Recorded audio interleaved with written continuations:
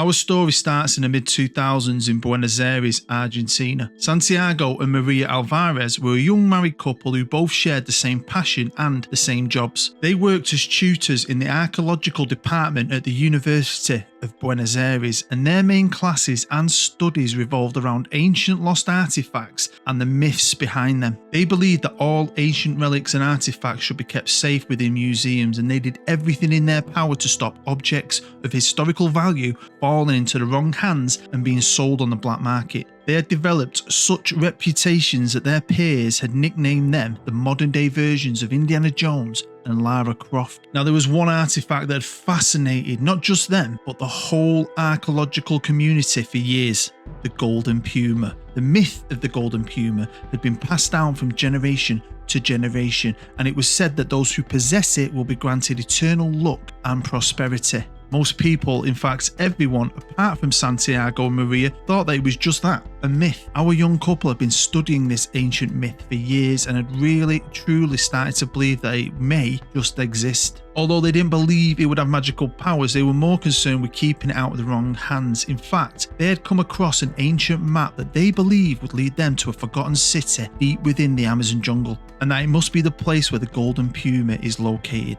After years of negotiating with the university board, they were finally awarded a grant to put together an expedition into the Amazon and to search for the lost Golden Puma. It had taken 2 years to get to this point, and in those 2 years, Maria had fallen pregnant, and the couple now had a young son. Believing that their son Alessandro, or Alex as he was affectionately known, should learn all about his parents' jobs, they decided to take their son on the trip with them. Now, the news of this expedition had circulated pretty fast around the archaeological community, and one man in particular always kept his ear to the ground regarding these matters. Antonio Vasquez was the leading dealer in ancient antiquities on the black market in South America. He had stolen and sold countless objects for millions to rich collectors, and he knew that if he could get his hands on this famous Golden Puma, he could command a hefty price tag for it, and he could retire on the riches it would bring him. So he sent a team of mercenaries to follow the Alvarez expedition. They were ordered to wait until they had retrieved it, then using any means necessary, they had to acquire it and bring it back to him. Santiago and Maria and their team arrived at a small village in the Amazon, and after a day of gathering their final supplies, they set off into the jungle, following their map, not knowing they were being closely followed. With the map and all their research, and after 3 days trekking through the jungle, they came across the lost city. A city forgotten in time, and a city that had been reclaimed by the jungle. They split the team into 3 groups and started to search each building and temple. Santiago and Maria, accompanied by their young son, headed to the center of the city where they found a small temple. Something told Santiago that this was the place. He could feel it inside his soul. As they entered the building and walked down the main corridor, they could see a golden glow in the distance, a glow that as they got closer slowly dimmed, and there, resting on a plinth, was the Golden Puma. It was small, no bigger than 10 inches in height, but they'd done it. They'd found the Golden Puma. Years of hard work had finally paid off. The couple jumped with joy, but that joy was short-lived, because in the distance they started to hear gunshots. Screams echoed around the city complex. Worried, Santiago told Maria to stay put with Alex while he went to see if he could find out what was happening. Maria waited and waited. Santiago never returned. Then, in the distance, she heard voices of men she didn't recognise, and the voices were getting closer and closer. She knew she had to move fast. She picked up the statue, and with her son on her back, she ran down the next corridor where she found a small dark doorway. She placed Alex inside, wrapped in his blanket, and with the statue by his side, worried for her son, she decided to run in the other direction and hopefully draw the men away from him. She was never seen again. Alex lay asleep in his blanket for the next few hours with the Golden Puma by his side. Despite searching the entire complex thoroughly, the mercenaries never found him or the statue and left empty-handed. Could the Golden Puma myth be true? Well, the next morning, young Alex awoke. He was young and alone and had no real idea what had just happened all around him. Before he could cry out to his mother, the statue started to glow. A light radiated from the small doorway and a sense of calm fell over the young boy. Just then, the temple began to be filled with monkeys. Dozens of them flooded the room and headed straight to Alex. They scooped him up in his blanket, leaving the statue behind, and took him away into the jungle. Over the next few years, Alex was raised and cared for by the monkeys. He spent every day playing, climbing and eating with his monkey family. Alex had been so young when they took him. This was his life. To him, he was no different from them. He was a monkey too. Growing up in the jungle had given him skills most humans would never possess. Fast reflexes, climbing and jumping skills. Even as he grew bigger than the monkeys, he could still keep up with them in every way. He was happy, content, and completely oblivious to the fact that he was a human.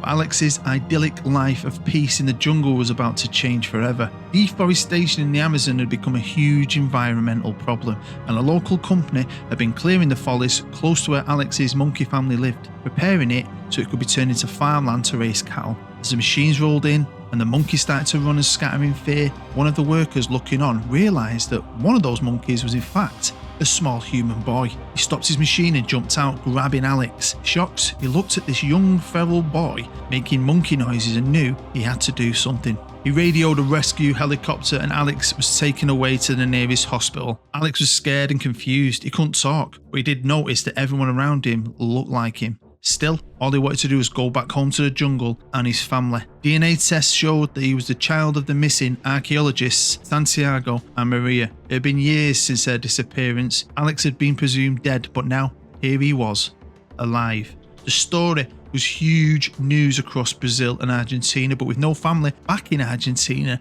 the decision was made to keep Alex in Brazil. A rich family who fostered many children were chosen to look after him. They promised to do everything in their power to help Alex adjust to his new life. Over the next few years, Alex was taught to speak, and with counselling soon came to realise that he was in the right place. Although deep down, he would never forget his youth and the monkeys that had raised him.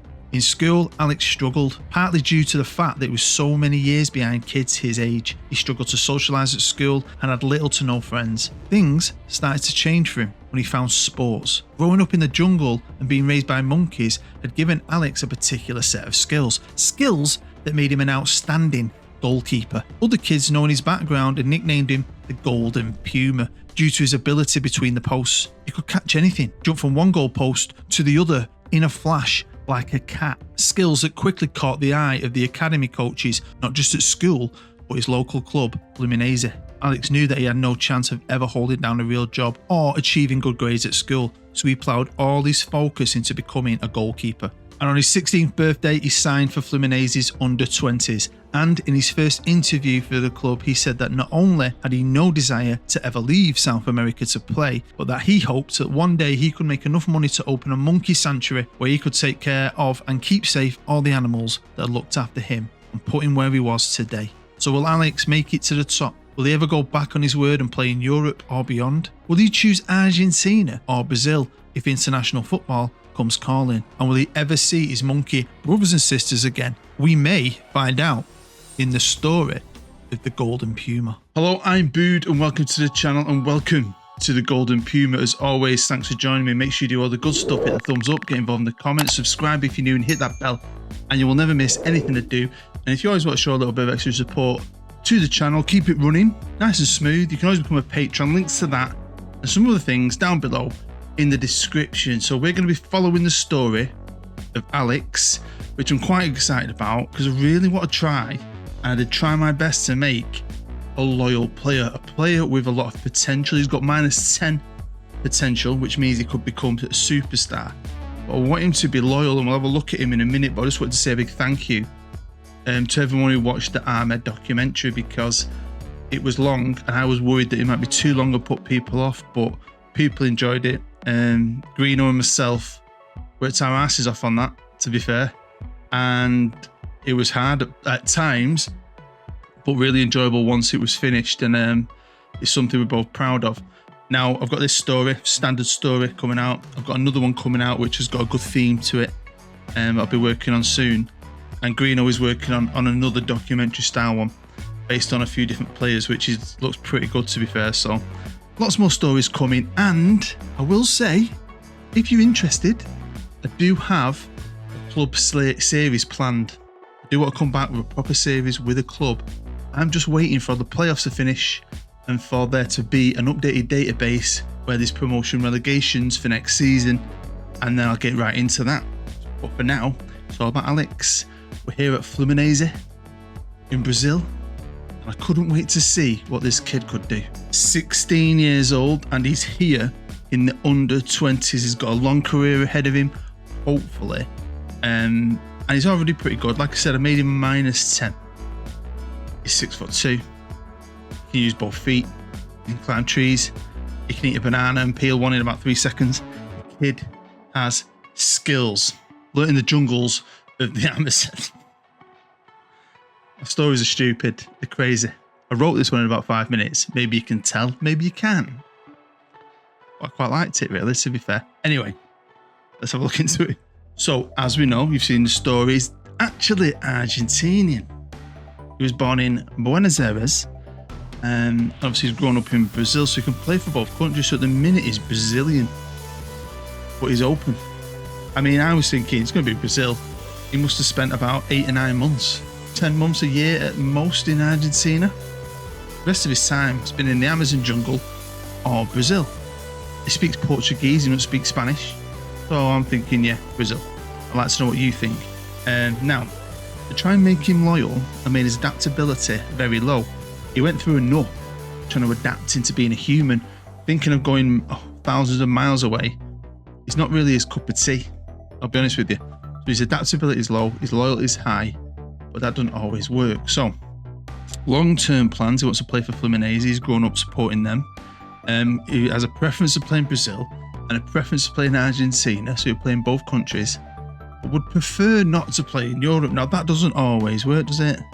You can put clubs in, and that seems to work sometimes, but I've still seen him get the rest turned by money. We'll find out. Hopefully Alex isn't one of them. And I've given him Lance Striker because Lance just looks after clients. All the players so far this year on his books, some haven't actually been on his books in their own video. But I've also made Hamad because Hamad isn't part of my database. It was Greeno's. So I've tried to copy him as much as I could. I will say, I think he ends up at Milan. If you've seen the Hamad documentary, I'm pretty sure he ends up at Milan. But it's a good way for me as well. Just keep track. So I'm kind of building it. I'm kind of building a team here. I've done it before. I'm trying to get there, maybe. We'll see. So, of course, Alex has no history, but Fluminense do. Now, they're obviously a big team. Famous team. Most people who know football know of this team, but I chose this team because, unlike in-game where the bookies are saying they will be 4th, that just started pretty crap in real life. I think they're about 16th. I think it's early doors in their season, but whatever the case, I just liked them. They've got the most random coloured kit, and they're a pretty good club for him to build his career at and see where he goes. So, shall we see where he goes? But before we do, just got to look at that squad for age. That would kill me in game. I know there's some good players there. You've got Marcelo. I mean, what's he looking like at 34? And haven't they just signed Thiago Silva? He'll be joining the summer from Chelsea. Isn't he 40? I mean, I like a young team, and I might get a splash of old in now and again, but that goalkeeper's 42. The other goalkeeper's 34. Alex has got a great opportunity here to grow and develop and get into that team. Well, then here we are now, and it's 5 years into the future. It's 2028 with Fluminense, but has Alex grown? Has Alex become a good keeper? And has he buggered off to a big club in Europe? No, because if we go on their squad, you can see the last team they picked. He was in goal. He's now 21 years old and looks like he's picked Argentina. He has 15 caps. He's now Argentinian. Turned his back on Brazil, although he plays in Brazil, and he is developing into a good keeper. 40 grand a week. A couple of years left on his deal. He's world class apparently, and he's not wanting or anything. Is it common knowledge that he has a zero interest in moving? Could I finally have cracked it and made myself a loyal player? Because I just thought, Brazil's great for football. They are the gods of football. That's what they call themselves. Fantastic players over the years, as we know. Not as good these days, but legends, right? I still thought he'd have gone by now. I was surprised when I jumped in 5 years later to see him still there. So in that first year, he stayed in the youth team. But as we know, their goalkeepers were combined age of about 372.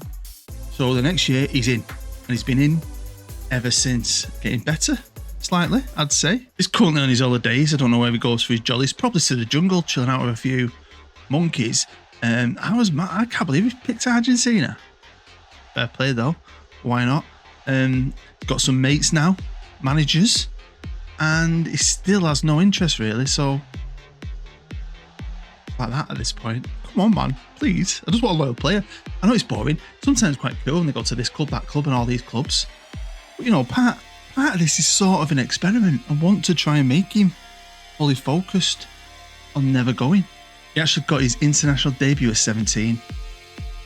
Wow, that's awesome. Third in the Olympics. He's won a couple of trophies as well. He's won the Sudamericana. It's like the Europa League, I think, of South America. But what he's not been able to do is become part of a Championship League winning team. Will that change for him? Vasco da Gama, I did something with them years ago. Quite like them. We've now jumped forward to 2038. So Alex has been in the footballing world for 15 years. And Fluminense are apparently now the #1 team. In Brazil, their fortunes may have changed. Do they still have Alex in goal? Yes, they do. Yes, they do. I was absolutely buzzing with this. He's now a legendary goalkeeper. He's 31 years old. He's got 110 caps for Argentina. And he's a baller. Now, this would be up for debate because obviously players improve. And I think sometimes it depends on where they are, what league they're playing in, who they're playing with, the staff they've got maybe at the club in-game. So if he had gone to Europe, to one of the big clubs, he could have been better maybe because he was on -10, so he could have gone either way. I still think he looks absolutely fantastic, and he stayed loyal. He's not even for sale. And I mean, look at this. His average rating for his club has been brilliant. Anything over a 7, I'd be well happy with. Like really, really, really happy with. Now we'll have a look at his bio later, but we know he won the Sudamericana. Then he's won the Copa Sudamericana, Copa America runner-up with Argentina. Won some more trophies, lost some trophies. Copa America runner-up again with Argentina. We'll have a look at that in a sec, see if he should have chosen Brazil. Libertadores winner, one of the greatest trophies of all time, possibly the greatest. Very special, something you've always got to aim for when you play Football Manager in South America. They've lost the Libertadores. Oh, the Copa America winners. Can't wait to have a look at that. Check that out. Check it out. So Argentina won it in 2024. Then they've lost it to America. Then to Brazil. And then he's beaten Brazil. So, you know, maybe he did make the right choice with Argentina. Obviously winning lots of Libertadores, which is cool. And finally become part of a team that started to win the league title. Because look at that.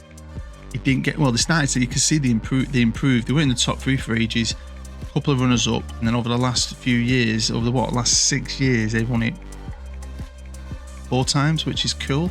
He's even the captain now. Go on, Alex, lad. So there was one thing I was hoping for. That if he did move, he'd go to Argentina, he'd dip his toe into the country he was born in, the country he plays for. That would be pretty cool. He's starting to think about goalkeeper coaching. But yeah, he's got years left on him. Right, then it's now 2043. We jump forward another 5 years, right? And Alex is on the icons list. So he'd be what? Well into his 30s now. Have I completed the loyalty challenge? Let's find out. No, I didn't. No, he don't want to move to Europe. But when you're getting offered £1.1 million a week from Saudi Arabia, that could sway anyone's mind. In 2040, when his contract was coming to an end, they didn't renew it. He left on a free and went to Al Nassr. He's still world class though at 36. £1.1 million a week. Could you blame him? I mean, this is the way the game's gone this year because of Saudi Arabia. Everyone who's a good top class player tends to have a little stint in Saudi Arabia. I mean, look at his career at Fluminense. Look at it, right? All the way to 2040. I mean, look at his last season. He hadn't dropped off. He played 41 games, 22 clean sheets, average rating of 7.227. I'm guessing it was a case of he got his head turned by money. Because I can't see why they wouldn't have kept him when we started the game. They've got keepers who are 42 years old. But no, he's gone to Saudi, where he's played a little bit of a season, a full season, and looks like he's into his 3rd season. I mean, that's cool. I didn't want him to go to Europe. Just didn't. It's boring, innit? Same thing happens. I wanted this year with my stories to be a little bit different. No PSGs, no cities and stuff like that. You can't blame him. Well, in the summer of 2043, his contract runs out with them, Al Nassr, and he gets released on a free. Now, he retired from international football in 2042, a year ago, after Argentina lost the World Cup final. But you can see he has actually won the Champions League, the AFC Champions League, twice, 2 years back to back, which is pretty cool. That's all he's won with them. Actually got beat by Spain. Voted for him. That'd have been a nice little cherry on top of the cake, wouldn't it? To go out, or nearly go out, as a World Cup winner. So, you know, get to this point, and I'm absolutely buzzing for him, really. I'm thinking, right, he's still world class, apparently. He still looks like a great player. And when we look at his information, of course, he's retired from international football, but he's looking for a new club, which got me really excited. Back to Brazil, possibly a final little stint in Argentina. And then we jump forward to the 1st of September and he's retired. What? Why? How are you looking for a new club? I know you're old, but he was still a baller. There's no takers, and he's thought, oh God, I might as well retire then. I'd have signed him if I was in game and I saw that 37-year-old goalkeeper on a free. I mean, going for £1.1 million a week, does that affect him now in the game? And they're like, oh, I'm not going back to Brazil on 30 grand a week or whatever it is. Can't play in Europe because Bood made it so I can't. So if we go to Al Nassr, or Nassr, whatever you want to say, he's actually on the icons list with Cristiano Ronaldo. And have you seen who the favourite personnel is? Kobe Mainoo. He is, of course, an icon at Fluminense, but how is he not a legend? How? I mean, come on. Come on. They've had some great players over the years. But he was only 6 games away, and that hurts a little bit. From 1,000 appearances. He probably did get 1,000 appearances, didn't he? Maybe not then. I mean, because it only says 808 for his entire career, but that'll just be league games on here. But honestly, I can't believe he stayed at Fluminense that long. That long. Had a little stint in Saudi, made an absolute fortune. I was just gutted because I genuinely thought there was a bit left in the tank. Here's his biography. Feel free to pause it. The kid won a ton in Brazil and, of course, a couple of Champions Leagues in Saudi Arabia. Lots of awards as well. You know, you never know these things are going to turn out. My main focus was to try and keep him as loyal as possible, and I think I pretty much did that. It would have been nice if he'd won that World Cup, wouldn't it? That'd have been brilliant, but I don't think you can grumble for Alex from where he came from. 1 minute he's eating bananas and cherries and whatever in a jungle with monkeys, which, by the way, he now runs the biggest monkey sanctuary in the Amazon and South America, rescuing monkeys. Got all this little monkey family there. He's done wonders for that. But yeah, that World Cup. Now, I don't often always check on previous guys, but I did kind of roughly make Hamad from the legendary documentary. If you're not seeing it, go and check it out. And I just wanted to have a quick look at what he did compared to Greeno's version. And he started in Cannes. He went to Nantes, no stint in America. He did end up at Milan. He just avoided PSG and City, which is brilliant, and stayed at Milan until, as always, as we know now, he's gone for a little stint too in Saudi Arabia. And here we are with Argentina's best ever 11, and Alex at the back. He won some trophies for Argentina. He lost some trophies. Big one. But what a career, and thank you as always for watching. It is massively appreciated. Just a cheeky little story, not together quite quick. So hopefully you enjoyed it. It's just a bit of fun. And if you did enjoy it, make sure you smash the thumbs up, get involved in the comments, subscribe if you're new, and hit that bell, and you will never miss anything I do. My next story is going to be club-based with a theme that I'm making for a friend, an important message that I've done before, really, but I think it's always good to do things like this to create awareness. And like I said, Greeno's got another documentary style video in the works.